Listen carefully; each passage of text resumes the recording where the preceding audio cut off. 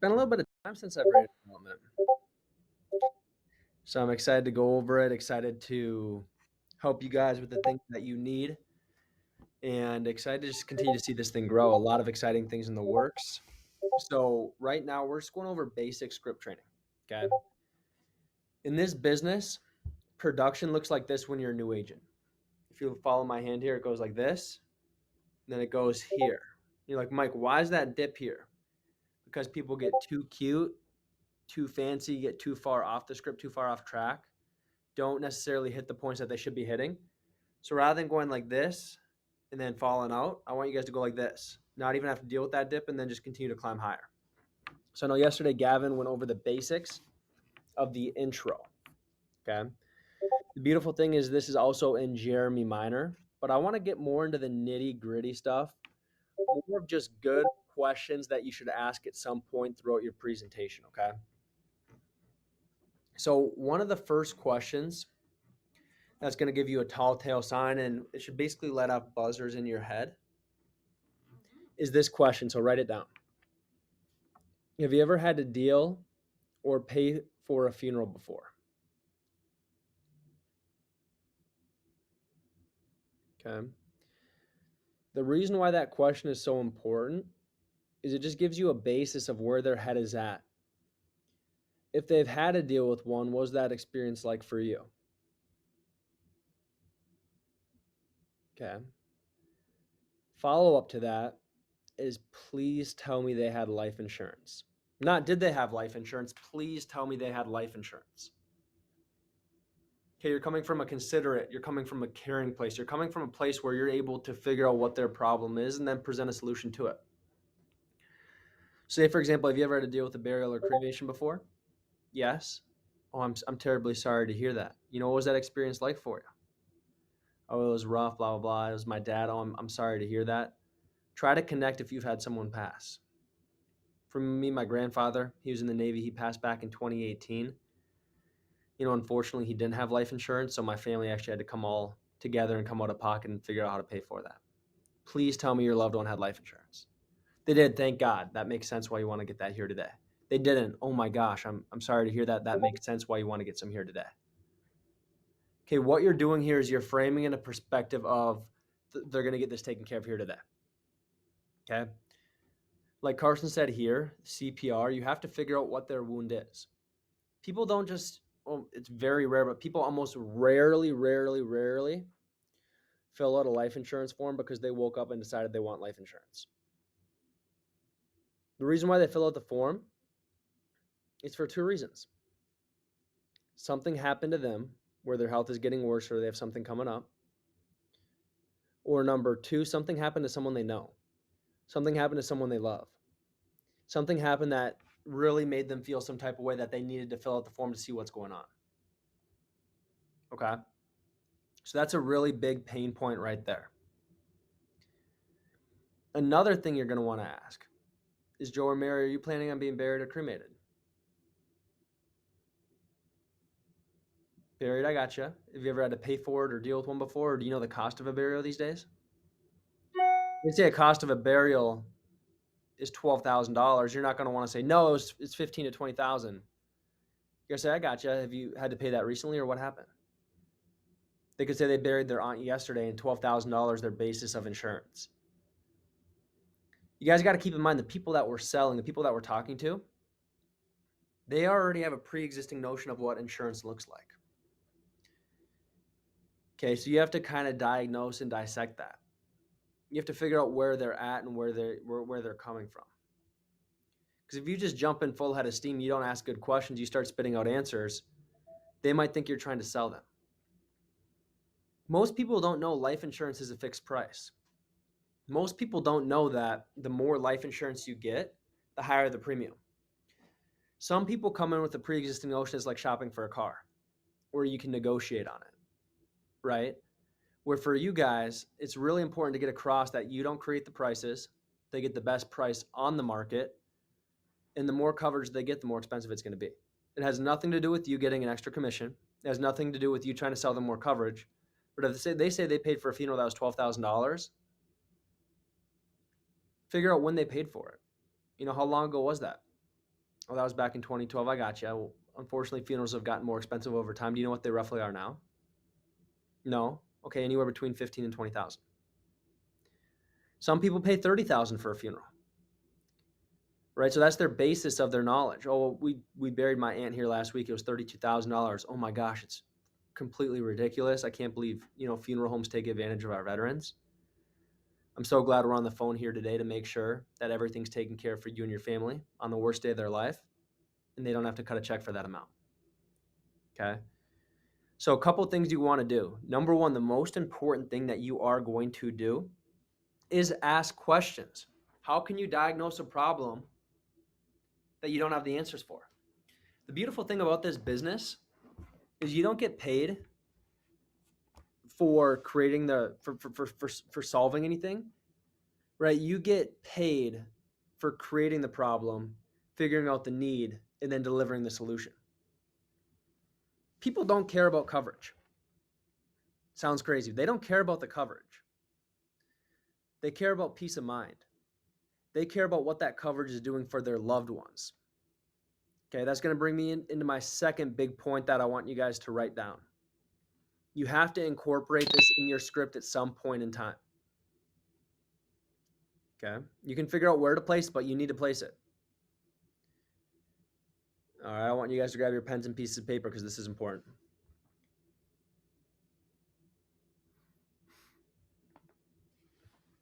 Okay, what you're going to say almost verbatim is, Joe or Mary, not only are we going to get you the coverage, but I'm going to be here on your loved one's worst day of their life to pick up the phone, to handle this process so they can grieve properly. Okay, different way you can say it. Joe, on the worst day of your loved one's life, I want them to call me. I'm going to handle the insurance carrier. I'll make sure that paid is claimed out so they can grieve properly. I can't tell you how many people I've talked to who try to figure this out. They're not even able to grieve as they're going back and forth with these insurance companies trying to get the payout. I've been doing this for a long time. I understand the process, and I don't want them to have to worry about that on the worst day of their life. That does two things for you. Number one, that builds credibility within the sale that you're having. But number two is it helps with persistency. It helps with retention. It helps with the fact that on their loved one's worst day of their life, or even 1 year down the road, they're not trying to get a different insurance policy because you never followed up or reached out to them. It's, I'm your guy. I won't just be your guy. I'm going to be your wife's guy. I'm going to be your kid's guy. I'm going to be your best friend's guy. I'm going to be your sibling's guy. Okay, the whole goal of this business and the whole goal of every sale is to create two or three more sales. The whole goal of a no sale is to collect beneficiaries, collect referrals, where, Joe, it might not have made sense for you here today. I'm sure if you were 30 years younger, it'd make more sense, right? They'll always agree. Well, the good thing for you is since you didn't use your spot, all three of your children have access to this exclusive rate, the best rate on the market since you served. We'll start with your daughter first. Right? You have to paint that picture clearly. If you just go through an appointment, have a sale, don't collect the beneficiaries, don't collect referrals, that's as good as a no sale. Right? This business, it's a longevity business. This business, it's a marathon, not a sprint.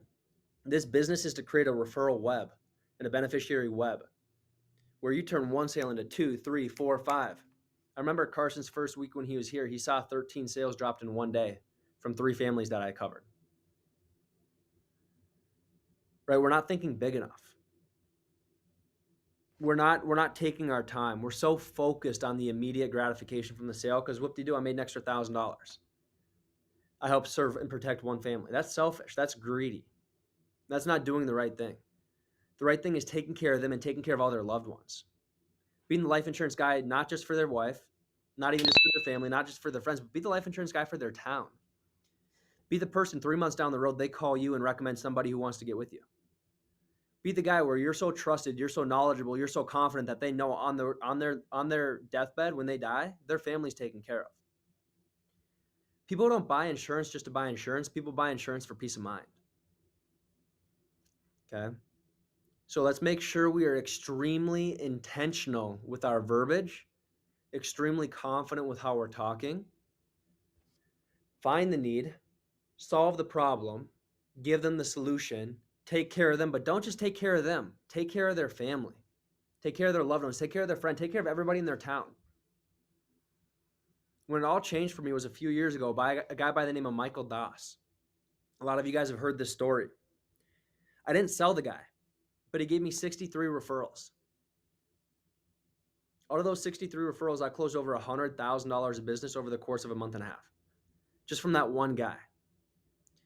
And the reason why it's so simple is because we're proactive with everything. We put them in a group chat. We have them write down what they got. If they didn't get anything, we explain why they didn't get something, but why they wanted their loved one to get something. We have them proactively reach out. We have them already in our schedule because we figure out what time they're off work, so we have appointments to look forward to in our day. When I was writing a lot of insurance, when I'd wake up in the morning, when I saw 7 pre-booked appointments on my day, I'm like, that's going to be a great day. I have 2 sales already lined up out of those 7 guaranteed, and I'm going to close 3, 4, 5 more throughout the day. But if you wake up and you have no pre-booked appointments on your schedule for the next day, it's like, oh, I better make something happen today. Oh, I better act with extra urgency. No, like, guys, this is a marathon. Okay, to put it and ingrain it in your guys' minds, ask yourself this question. Carter, if your mom told you, I got insurance, I trust this guy, he's going to reach out to you at 5 o'clock tomorrow, would you rather buy from that guy who already took care of your mom, or just a guy who calls you because you filled out an ad? Right? It's a no-brainer. The dude who took care of my mom, yeah. Right, exactly. People do what their family do. Birds of a feather flock together. So let's be intentional with it. Let's constantly learn. Let's constantly be students. Let's get into the FFL podcast. Let's get into the Jeremy Minor course. We are not doing a good job of taking care of families. I think as a group, we're being selfish. We're only caring about that immediate sale, which is great. We can celebrate that. We protected a family. That's amazing. But what's better than protecting one family? Protecting 4, 5, 6 families. What's better than protecting one individual? Protecting 4, 5, 6 individuals. Half your presentation is before the sale. The other half is after the sale. Okay? I'm not going to information overload you guys here today with a ton of different things. We're going to keep building off this. But if you just take 2 things here today, number 1, ask questions, especially in the funeral section. Be caring, right? Connect with them. And then number 2, on your loved one's worst day of their life, I'm going to be the one who picks up the phone, talks to the insurance carrier so they can grieve properly. That's a powerful word. That's a powerful statement. So they can grieve properly. And then you hit on things that didn't happen for them or things that did happen, right? Say they didn't have insurance. They had to scramble around to find that money. Joe, I'm so glad you took care of your family here today. Or, Joe, I'm so glad you're taking care of your family here today. I can't tell you how many people have to run around like you did. I'm going to be the one who contacts the insurance carrier to file that death claim so your loved ones can grieve properly. Say they had insurance. Perfect. We're going to do exactly what happened to your loved ones. I'm glad you said it was a smooth and seamless process. Makes sense why you want to take care of your family here today. I can tell you're a selfless individual. I'll be the one who contacts the insurance carrier on your loved one's worst day of their life so they can grieve properly. Okay, let's be intentional with the verbiage. There's a lot of powerful words. You have to figure out when to intersect it. And if you struggle right away, that's normal. It's a new skill. Jesse talked about it here this past Monday, right? The longer you do it, the better your skill comes. There's 2 ways you can get better at your skill set. Number 1, constant repetition, just learning from your mistakes. Or number 2, learning from the mistakes of others, tuning in and pouring into yourself outside of work, listening to podcasts when you're at the gym, diving into the FFL podcast, getting into the Jeremy Minor course. Like, you don't show up to a basketball game and don't practice. Like, we have a basketball game coming up on Friday against the number 3 team in state. We're not just showing up to that game and going through it. No, we have practice here tonight. We're getting stuff down. We're on our P's and Q's to make sure that when we show up, we're ready. Will we be as ready as we should be? Probably not. We're still going to whoop that ass anyways, though, because the confidence we bring. Okay, so let's make sure we're practicing just as much as we're playing. And let's be intentional with everything that we do. We're in a business of purpose. One thing that I wanted in my life was purpose. I didn't get purpose from putting a ball through a hoop. I didn't get purpose from the accolades that I got through sports. I was seeking purpose. A great book to read is As a Man Thinketh. That's where I really kind of just, resonated with it. And this job gives me purpose. This job should give you purpose. When you deal with your first death claim, you'll realize what you're doing actually matters. You'll realize what you're doing is more than just a paycheck. You'll realize the more families that you help, the more you make. And that's what this is. Where you're currently at in your financial situation is your exact value to the marketplace. And if you don't like where you're at financially, that's your value to the marketplace. The beautiful thing is you can change it. The beautiful thing is you don't have to wait 2, 3, 4 years like every other business does to have to go from the red into the black. The beautiful thing is this is a 3-month business, ladies and gentlemen. It's a 3-month leg, a 90-day sprint. You can change your life in 90 days. Right now, I talk with our leaders. I'm planning for January. I'm preparing for January. I'm getting ready for January, right? It's August. If you don't plan, you will fall behind. If you don't have a schedule, you'll float by the seat of your pants and you won't get done what you want to get done, right? We will be a Hall of Fame agency here this year, and that's just the beginning. We have to be intentional with each and every single day, intentional with each and every single dial, intentional with every single person that we talk to, but also understand that things are coming. You guys are getting better. This is as bad as you're ever going to be. This is as low as your skill set's ever going to be. This is as bad as our technology is ever going to be. Because I'm working my ass off behind the scenes to make sure your guys' jobs become easier. And if you guys meet me halfway in this business, I promise you, I'll take you to the moon. We will go to the moon. Come on. We will blow this thing up together. But it takes resilient effort, resilient intentionality, getting told no, blanking 6 days in a week like Jesse did when he wrote over $100,000 in a month. And understand you can bounce back. Every day is a new day. If you're lollygagging, if you're going through the motions, if you wake up and pop on your phone and you're just going through the motions and don't pour into yourself before work, guess what? You're going to be dragging. If you're passionate about something, if you love to do something, if you have a purpose in doing something, you won't burn out. Burnout comes from just kind of lollygagging, going through the motions and not getting the results that you want. Let's be intentional, okay? Let's do what we're supposed to do. Let's be on time. Let's take care of ourselves. Life insurance doesn't just help pay the bills, doesn't help get you ahead in life. It helped change me as a man. It helped me in my relationships with my wife. It helped me build habits that made me become a better person so I can lead you guys better. Life insurance helped make me a better father, but only because I let it. You have to change yourself before life insurance will change you. I'm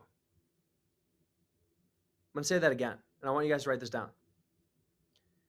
You have to change yourself before life insurance changes you. That's why I'm so blessed to be here with each and every single one of you guys. Is you guys catapult me to be a better version of myself. You guys help me see things that I haven't seen before. Being around a culture of high performers, high individuals, I'm not going to lie, it sucks when you start because you feel like you're behind.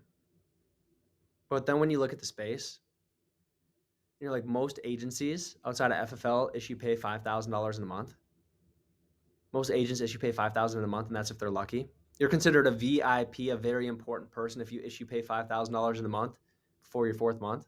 My previous company, and only 2 out of 78 of us did that. Right? You have to understand, even if you feel like you're behind, you're not. You guys have to understand that what we're doing here is special. You guys have to understand what we're doing here hasn't been seen before in the space. So if you feel like you're behind, play like you're behind, but also have an appreciation of how far you've came. And that's why documentation is so important. That's why journaling is so important. Nick Hansman, pick a day from 2023. I'll read it off to you. January 5th. All right, January 5th. Works out well on the first page.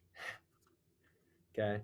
I'm ready to cold turkey all the bad habits in my life and prove to myself that I can do this. Up at 4 a.m. daily with prayer, meditation, and journal. During weekdays, it is followed by the gym.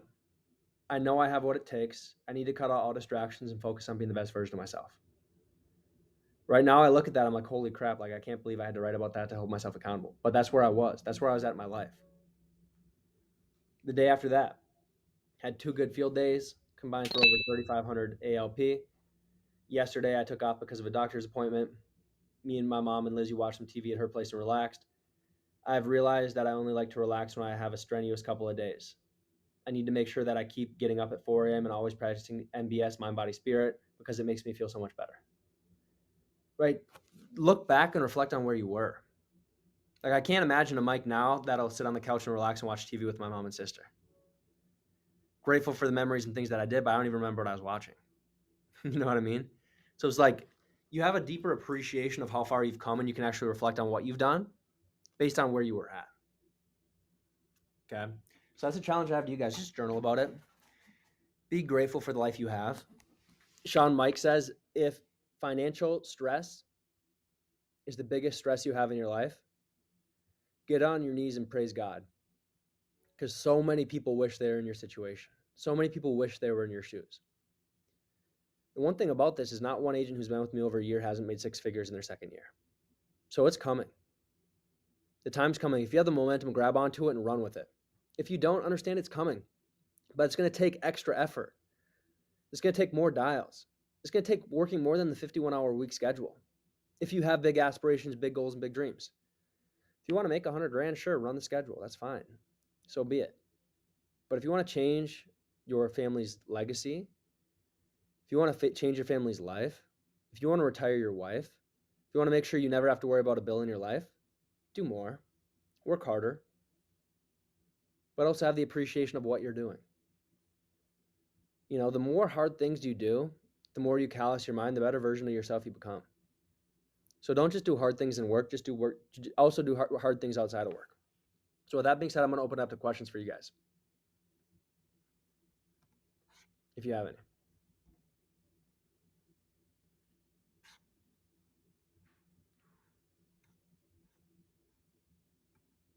Ryan.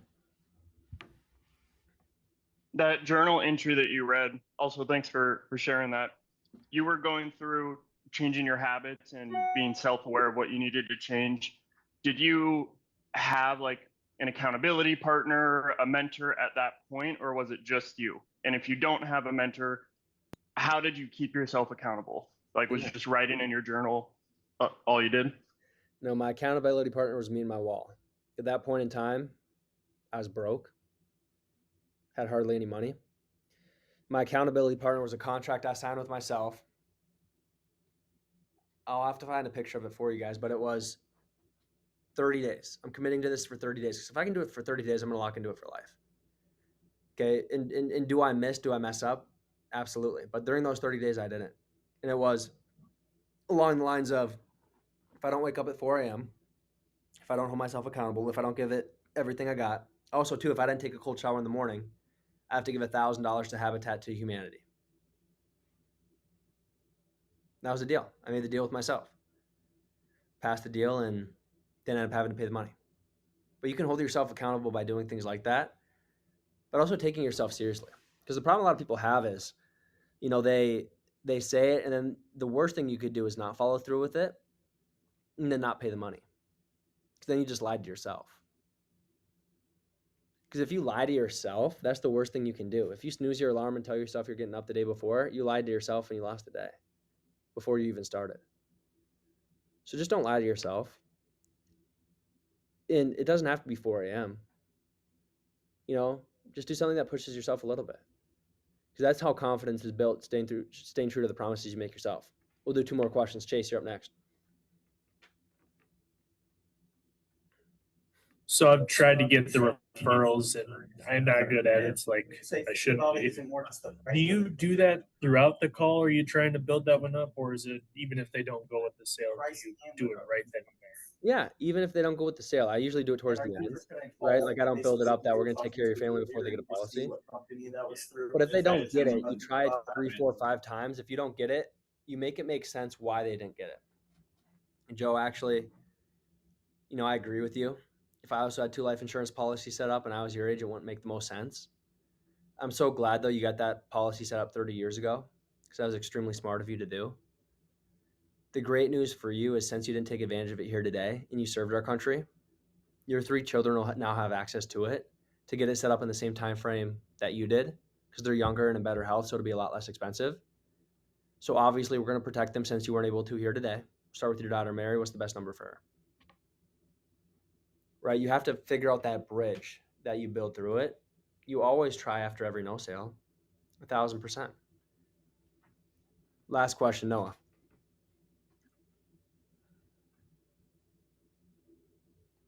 Whoops, Marlon, you're up. Very lucky that It's been awesome to see the growth that not only you have had in your personal life, but also in the business life. What's one thing that like old Mike would have at least done like today that you ended up like changing? Maybe just like one thing that you're really proud about yourself or really growing. Yeah, well, I appreciate the compliment. I used to lie to myself all the time. All the time. I lied to myself all the time. From the time I'd wake up to when I go to the gym, I'd have my schedule set and then I'd do one less set than I said I was going to do, to the dials that I was making, working up until 8 p.m. It was 9 p.m. actually because I was Eastern time, working until 9 p.m. Sometimes I'd cut out at 8:50. And I'd be like, okay, I need this, I deserve this. And then I'd do it and I'd feel bad about myself.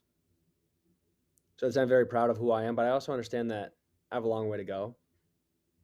You know, I'm human as well. I have a lot of flaws still, a lot of things that I don't execute on properly.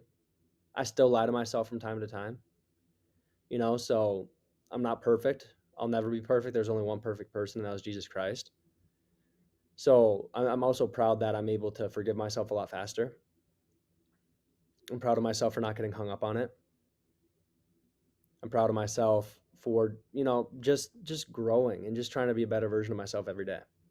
Do I become a better version of myself every day? No, absolutely not. You know, I fall, I stumble, I trip, I go backwards. But the thing is, I don't get held down too long. I don't string a bad day into a bad week. My bad days stay bad days. You know, I'm trying to get to now where my bad hours stay bad hours. I'm not there yet, but I want to get there. And then eventually my goal is to have my bad minutes just stay bad minutes, on to the next. And that's what I love about this business is there's just so much adversity that gets thrown at you. When you're new, it's chargebacks, cancellations, no answers, fall off, messing up the sale, not collecting referrals. You get into a team leader, it's losing an agent, failing an agent, not holding up your end of the bargain. You know, so bad days are what I'm currently going through. I don't ever have a bad week. But pretty soon, 2027, Mike, the goal is have bad hours. Compartmentalize it even better. Move on. Continue to inspire people. And that's why I'm so grateful for you guys. Is you guys don't give me the ability to be bad for very long. Because there's dependability. If I don't show up and be my best version of myself, I'm the lid to your guys' growth and success.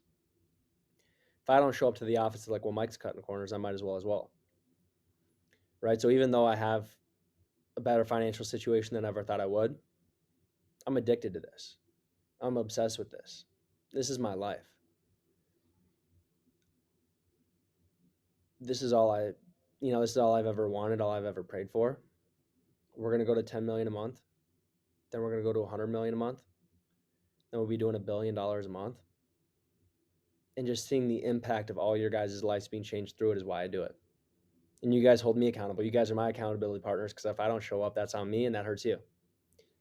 So I appreciate you guys for popping on this call. Hopefully you guys got some actionable tips. And the beautiful thing is, if you're not doing things that you want to do right now, you can start today. You don't have to wait till tomorrow. You can start today cutting the habits. You can start today pouring into others. You can start today pouring into yourself and staying true to the promises you make yourself. If you're planning on DoorDash and Dairy Queen for lunch, well, guess what? Do some crisp and green. Do some Chick-fil-A without the breading on it. You know, just little things where you shock yourself. Because if you can shock yourself and get uncomfortable, your life will level up. So I appreciate you guys for popping on. Let me know if any of you need anything. Let's have a solid second half of the day. Shout out Carter for the nuke. We're gonna start doing those bomb shelter head things. I think that's pretty cool. Maybe not. Maybe it's because I'm old and I think that stuff's cool now. But I appreciate you guys. Let's have a heck of a second half of the day and let's run it up.